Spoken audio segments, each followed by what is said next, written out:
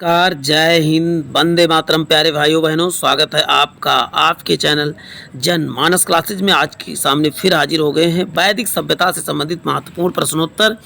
ऐसे प्रश्न हैं जो विभिन्न परीक्षाओं में मल्टीपल टाइम पूछे गए क्वेश्चन हैं।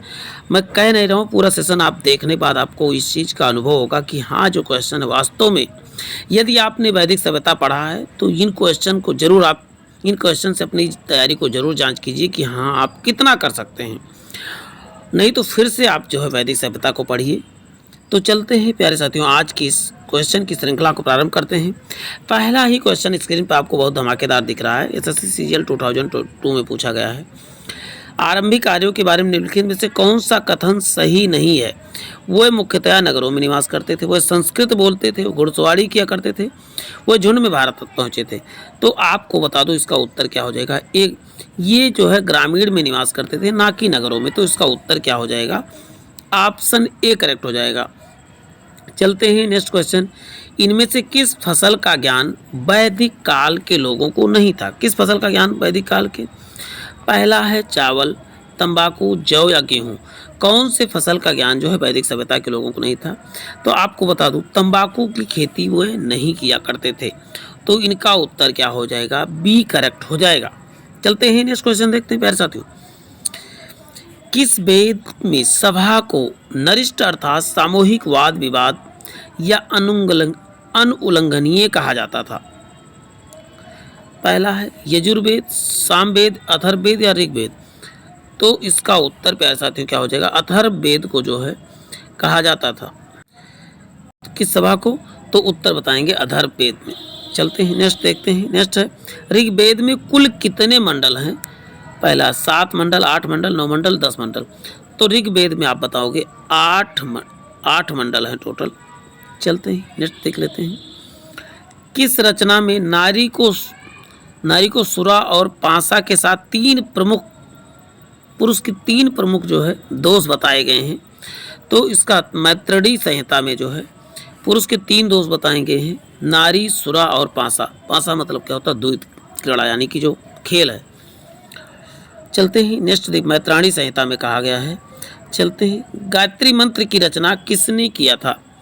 वशिष्ठ ने, विश्वामित्र ने, इंद्र ने, परीक्षित ने।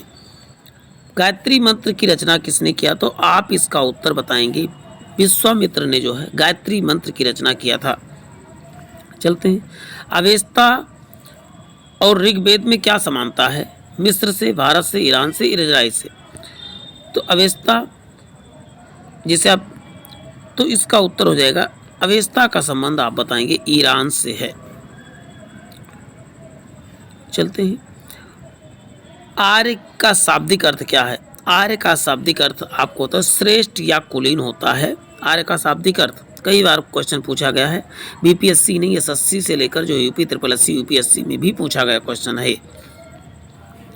पूर्व वैदिक या ऋग वैदिक संस्कृति का काल किसे माना जाता है? पूर्व वैदिक या ऋग वैदिक का संस्कृति काल 1500 या 1000 से 600 या 600 से 600 ईसा।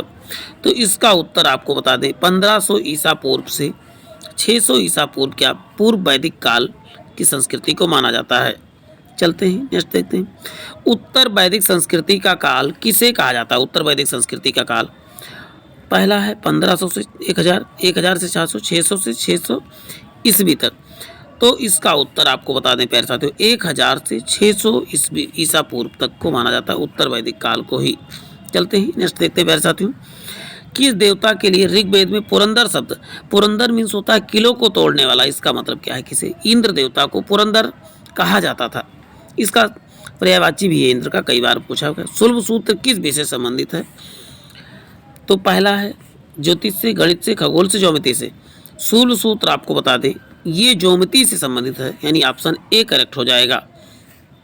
चलते हैं नेक्स्ट देखते हैं, अस्तोमा सदगम कहाँ से लिया गया? अस्तोमा सदगम ऋग्वेद से, यजुर्वेद से, सामवेद से, अथर्ववेद से। अस्तोमा सदगम कहाँ से लिया गया? तो उत्तर बताएंगे ऋग्वेद से लिया गया अस्तोमा सदगम। किस वेद में जादुई माया और वशीकरण का वर्णन है? जादुई माया वशीकरण का वर्णन किस वेद में है? सामवेद में, अथर्ववेद में, ऋग्वेद में, यजुर्वेद में। तो इसका उत्तर आपको बता दें अथर्ववेद में है। किसका? जादुई माया और वशीकरण का वर्णन जो है किस वेद में है? आप बताएंगे अथर्व। कर्मकांड किस वेद में? तभी बताएंगे अथर्ववेद में ही है। ऋग्वेद में सबसे पवित्र नदी किसे माना गया है? ऋग्वेद में सबसे पवित्र नदी सुतुद्री को, सिंधु को, सरस्वती को, परोसणी को। तो ऋग्वेद में सबसे जो है पवित्र देवी नदी किसे माना जाएगा? तो आप बताओ, सरस्वती नदी को माना गया है। चलते ही नेक्स्ट देखते हैं। 3 कर्मों या पगों में 3 लोगों को माप लेने के कारण किसे उपक्रम कहा जाता है? सूर्य को, सावित्री को, मित्र को, विष्णु को। तो किसने जो है? तो उत्तर हो जाएगा विष्णु। आपने सुना होगा कि विष्णु जी ने 3 पग में पूरी पृथ्वी को नाप लिया था। चलते हैं। पुराणों की संख्या कितनी है? तो 18 है, 19 है, 20 है, 21 है। पुराणों की संख्या टोटल कितनी है? आप बताओगे 18 है। जबकि ऋग्वेद में मंडलों की संख्या कितनी? आप बताओगे 10 है। दोनों में अंतर कर लेना है आपको। वैदिक धर्म का मुख्य लक्षण इनमें से किसकी उपासना था? किसकी उपासना था? त्रिमूर्ति की, प्रकृति की, पशुपति की, देवी माता की। तो आपको बता दें, वैदिक धर्म में प्रकृति की पूजा की जाती थी। इसका उत्तर क्या हो जाएगा? आप बताओगे बी करेक्ट हो जाएगा। इंद्र की पूजा किया था। इंद्र जानते वर्षा का देवता थे। वरुण का पिया यानी कि जल के देवता थे। वह दस्तकारी कौन सी जो आय द्वारा व्यवहार में नहीं लाई गई थी? आभूषण, बढ़ईगिरी, लोहार या मृतभांड। तो कौन सा आय का तो आप बताएं लोहार गिरी जो क्या थी, क्योंकि आय द्वारा व्यवहार में नहीं लाई गई थी लोहार गिरी। चलते हैं। आदि काव्य की संज्ञा किसे दी गई है? महाभारत को, गीता को, महाभागवत पुराण को, रामायण को। किससे जो है आदि काव्य की संज्ञा दी गई है? तो रामायण को आदि काव्य की संज्ञा दी गई है।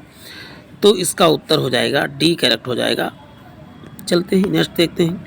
निम्नलिखित में से कौन सा जल व समुद्र के देवता किसे कहा जाता है? जल व समुद्र की देवता अभी बात हो चुकी है। वरुण को समुद्र का देवता कहा जाता था, जबकि वर्षा के देवता इंद्र हैं। चलते हैं नेक्स्ट देखते हैं प्यारे साथियों। पतंजलि कौन थे? तो माध्यमिक संप्रदाय के दार्शनिक थे, या पाणिनि संस्कृत व्याकरण के टीकाकार थे, या योगाचार्य थे, या आयुर्वेद की पुस्तक के लेखक थे। आपको समझ में आएगा पतंजलि, आपने बाबा रामदेव के बारे में बहुत सुना होगा। सही इसका उत्तर होना चाहिए योगाचार संप्रदाय के दार्शनिक थे। और वैसे इन्होंने टीका तो 2 ऑप्शन इस पे सही हो रहे हैं, तो इसमें लिखा हुआ है, तो दोनों ऑप्शन आपको करेक्ट मानना है।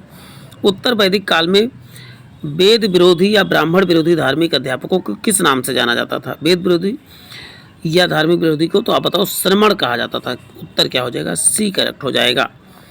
भारत के किस स्थल की खुदाई से लौह धातु के प्रचलन का प्राचीनतम प्रमाण मिले हैं? कौशाम्बी, हस्तिनापुर, तक्षशिला या अतरंजी खेड़ा। तो इसका उत्तर आपको बता दें अतरंजी खेड़ा से प्राप्त हुआ है, यानी ऑप्शन डी करेक्ट हो जाएगा। कौन सा वेद अंशतः गद्य के रूप में रचित है? गद्य रूप में रचित कौन सा है? यजुर्वेद, सामवेद, अथर्ववेद, ऋग्वेद। कौन सा गद्य रूप में रचित है? तो इसका उत्तर हो जाएगा यजुर्वेद जो है क्या है? गद्य रूप में रचित है, यानी ऑप्शन क्या हो जाएगा? ए करेक्ट हो जाएगा। सभी लोग साथ साथ कमेंट बॉक्स में भी उत्तर करते रहें। देखिए CGL 2016 में पूछा गया है। सभा और समिति प्रजापति के 2 पुत्रियां थी। उल्लेख मिलता है किस वेद में? सामवेद, अथर्ववेद, ऋग्वेद या यजुर्वेद में। तो इसका उत्तर हो जाएगा अथर्ववेद में मिलता है, यानी ऑप्शन बी करेक्ट हो जाएगा। प्रजापति की पुत्रियां कहा गया सभा और समिति को किसमें? तो अथर्ववेद में। ये नोट कर लें, ये क्वेश्चन बहुत बार पूछा गया है। इसमें तो आपको 1-2 लिखे गए हैं। उत्तर वैदिक काल में किस देवता का सर्वोच्च स्थान प्राप्त है? विष्णु को, रुद्र को, प्रजापति को, इंद्र को। तो इसका उत्तर हो जाएगा आपको बताए प्रजापति को जो है उत्तर वैदिक काल में सर्वोच्च देवता का स्थान प्राप्त है। किस वेद में वैदिक युग की संस्कृति के बारे में सूचना दी गई है? यजुर्वेद, अथर्ववेद, सामवेद या ऋग्वेद में। किस में कहा गया है? तो इसका उत्तर हो जाएगा ऋग्वेद में जो है वैदिक युग संस्कृति की सूचना दी गई है। तो इसका उत्तर आपको बताएंगे ऋग्वेद, यानी उत्तर डी करेक्ट हो जाएगा। निम्नलिखित में से उत्तर वैदिक काल लिखे गए ग्रंथों का सही क्रम कौन सा है? पहला है वेद, ब्राह्मण, आरण्यक या उपनिषद। वेद, उपनिषद, ब्राह्मण। तो इसका उत्तर आपको बता दें क्या हो जाएगा? वेद पहले, फिर ब्राह्मण, फिर उसके बाद आरण्यक, सबसे लास्ट में उपनिषद। सबसे पहले क्या लिखेंगे? वेद लिखेंगे, फिर ब्राह्मण लिखेंगे, फिर आरण्यक लिखेंगे, फिर क्या है? उपनिषद लिखा गया। तो एक एक करके इसको कॉपी में नोट करके 2-3 बार लिख के प्रैक्टिस जरूर किया करें। इससे क्या होगा? चीज़ें आपको परमानेंट माइंड में चली जाती हैं। चलते हैं नेक्स्ट क्वेश्चन देखते हैं। नेक्स्ट क्वेश्चन है निम्नलिखित में से किसका संकलन ऋग्वेद पर आधारित है? किसका संकलन? यजुर्वेद का, सामवेद का, अथर्ववेद का। तो इसका उत्तर क्या हो जाएगा प्यारे साथियों, सामवेद का संकलन जो है किस पे आधारित है, आप बताओगे। सामवेद का संकलन जो है ऋग्वेद का ही पार्ट है, आप जान लीजिए। और सामवेद को गायन का वेद कहा जाता है। निम्नलिखित में से कौन सा प्रस्थानत्रयी में शामिल नहीं है? प्रस्थानत्रयी में शामिल कौन सा नहीं है? ब्रह्मसूत्र, उपनिषद, भागवत या भगवत गीता, कौन सा शामिल नहीं है? तो इसका उत्तर हो जाएगा भागवत जो है किसमें, प्रस्थानत्रयी में शामिल नहीं है और सभी लोग शामिल हैं। तो इसका उत्तर आप बताएंगे सी करेक्ट हो जाएगा। देखिए ब्रह्मसूत्र, उपनिषद और भगवत गीता तीनों जो है किसमें, प्रस्थानत्रयी में है। तीनों प्रस्थान तरीका, जबकि भागवत प्रस्थान तरी में तीन ही आते हैं। कौन सा, ब्रह्मसूत्र, उपनिषद, भगवत गीता, तीनों को रट लीजिए। ऋग वैदिक युग में प्राचीनतम संस्था कौन थी? प्राचीनतम संस्था कौन थी? परिषद थी, सभा थी, समिति थी, वेदत थी। प्राचीनतम संस्था आपको बता दें वेदत क्या हुआ करती थी, ऋग वैदिक काल की प्राचीनतम संस्था हुआ करती थी। ब्राह्मण ग्रंथों में सर्वाधिक प्राचीन कौन सा है? शतपथ है, गोपथ है, पंचविश है, ऐतरेय है। सबसे प्राचीन ग्रंथ कौन सा है? तो शतपथ ब्राह्मण क्या है, सबसे प्राचीन ग्रंथ है। आर्यों का आर्कटिक होम सिद्धांत किस का पक्ष में कौन थे? तो बीजी तिलक इनको क्या कहते थे? आर्कटिक से आए हुए हैं। ये बात बीजी तिलक, बाल गंगाधर तिलक ने कहा था। मध्य एशिया किसने कहा था? तो बताओ मैक्स मुलर ने कहा था। संस्कारों की कुल संख्या 7 से, संस्कार 7 से 16 आप याद कर लेंगे इजिली। चलते हैं, ऋग्वेद में कौन सा मंडल पूर्णतः सोम को समर्पित है? तो पहला है 10वां, 7वां, 8वां, 9वां। तो इसका उत्तर बता दें, सोम को 9वां मंडल समर्पित है।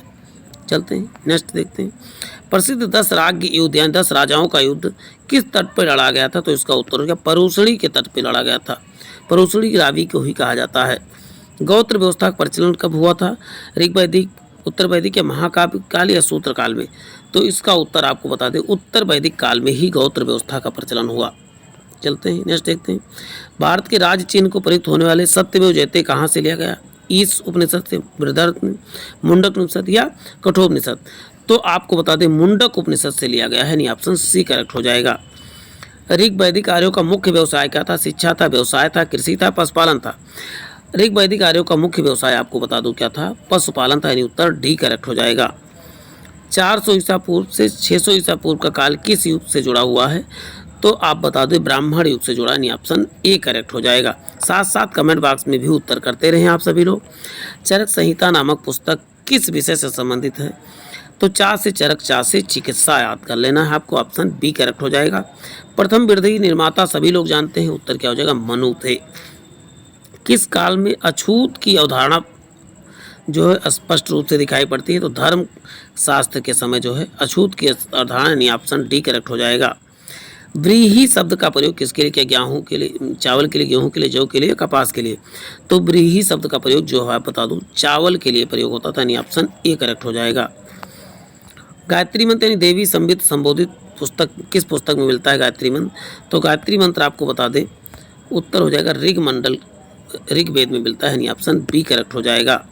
सबसे प्राचीन वेद कौन सा? तो बताओगे ऋग्वेद सबसे प्राचीनतम वेद है। निम्नलिखित तो कौन सा भारतीय दर्शन का आरंभिक विचारधारा, कौन सा भारतीय दर्शन का आरंभिक विचारधारा है? वैशेषिक है, मीमांसा है, योग है, साख्य है? तो इसका उत्तर आपको बता दें साख्य विचारधारा सबसे प्रारंभिक विचारधारा है। प्राचीनतम विवाह शब्द के वर्णन करने वाला विवाह सूक्त किसमें पाया जाता है? विवाह सूक्त आपको बता दो ऋग्वेद, यानी ऑप्शन ए करेक्ट हो जाएगा।